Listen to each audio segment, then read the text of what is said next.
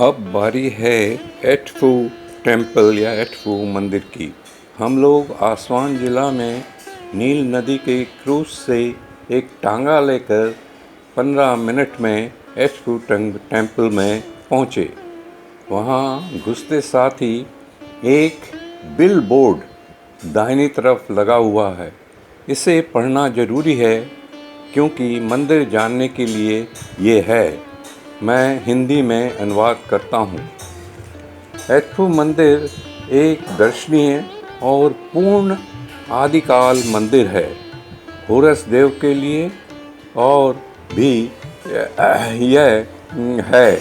यह नील नदी के पश्चिमी तट पर स्थित है। इसका निर्माण प्टलेमी III राजा ने 237 BC में शुरू किया था और 57 BC में संपन्न हुआ। ये 180 साल तक चला। यह मंदिर रेत के नीचे दब गया था और इसे 1860 में फ्रेंच शोधकर्ता ऑगस्टा मैरिएट ने निकाला। मंदिर के सामने 2 पायलॉन हैं जो प्टलेमी 12 के जीत के लिए और पूजा के लिए दिखाए गए हैं।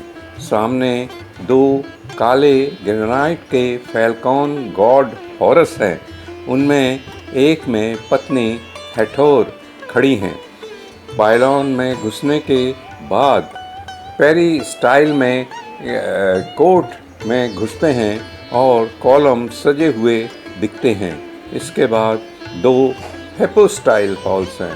पहला राजा के पूजा के बाबत दर्शाया गया है और दूसरा है हॉरस की यात्रा हैथोर देवी के साथ।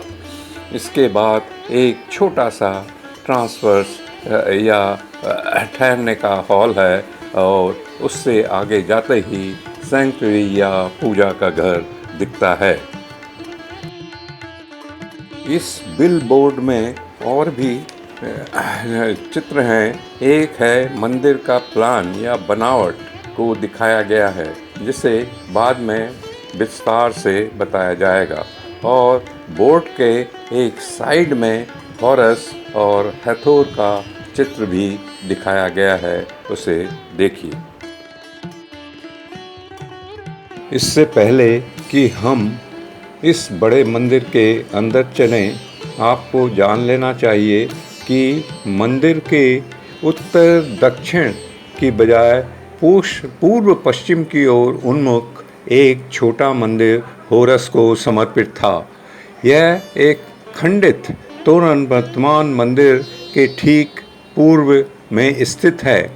नए साम्राज्य के शासक रामसेस I सेती I रामसेस II के तहत एक निर्माण कार्य का संकेत देते हुए अभिलेख साक्ष्य प्राय हैं।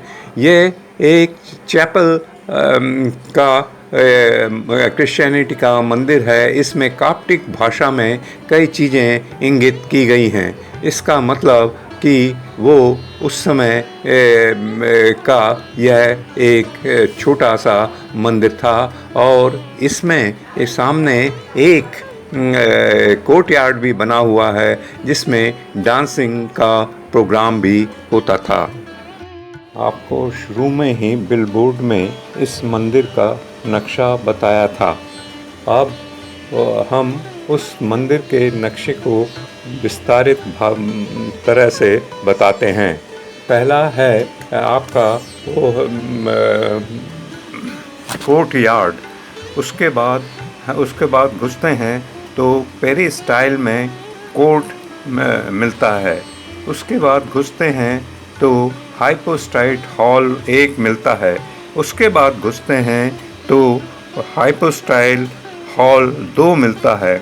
उसके बाद घुसते हैं तो ठहरने का एक हॉल मिलता है, ट्रांसवर्स हॉल कहते हैं। उसके बाद घुसते हैं तो सैंक्चुरी या इबादत का कमरा मिलता है। अब आप छोटे छोटे कमरे देखिए।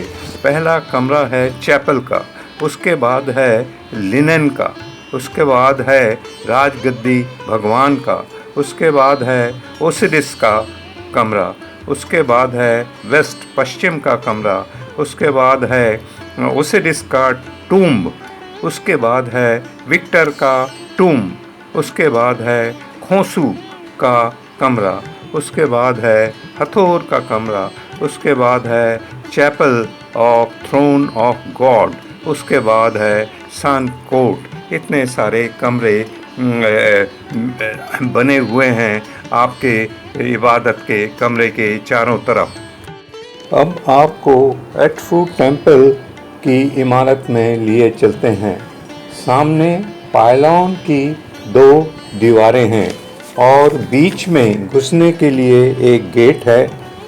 दीवारों के सामने 2 फैल्कॉन आप देख रहे हैं और इसमें से एक फैल्कॉन हॉरस के रूप में है और उसके सामने हैथोर खड़ी है। दूसरा फैल्कॉन में आप देख रहे हैं उसके सिर पे ताज है। गेट से अंदर घुसते ही पेरी स्टाइल हॉल या कोर्ट मिलता है।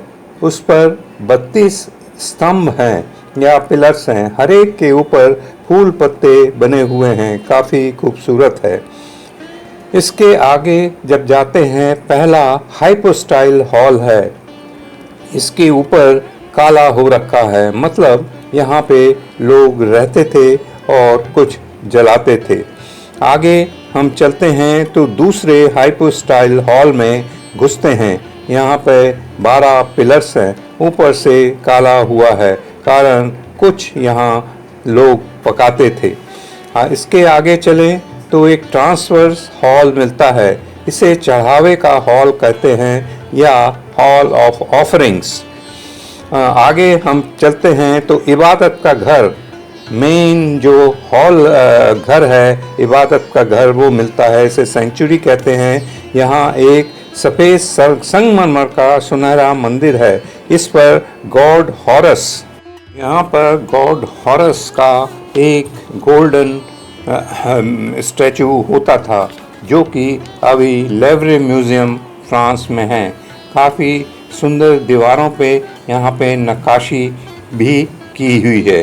अब वहाँ से हम जब बाएं तरफ चलते हैं तो एक सीढ़ी ऊपर जाती है और सेंचुरी के ऊपर जो कमरे बने हैं उन्हें देखने के लिए। पहला कमरा जो आप देख सकते हैं वो चैपल का है। फिर क्रमशः लिनन, राजगद्दी, भगवान की, ओसिरिस, पश्चिम का कमरा, ओसिरिस का टूम, विक्टर का टूम, होन्सू का कमरा, हैथोर का कमरा, थ्रोन ऑफ गॉड चैपल का कमरा और उसके बाद सन गॉड का कमरा इत्यादि इत्यादि कमरे हैं जो ऊपर देखा जा सकता है।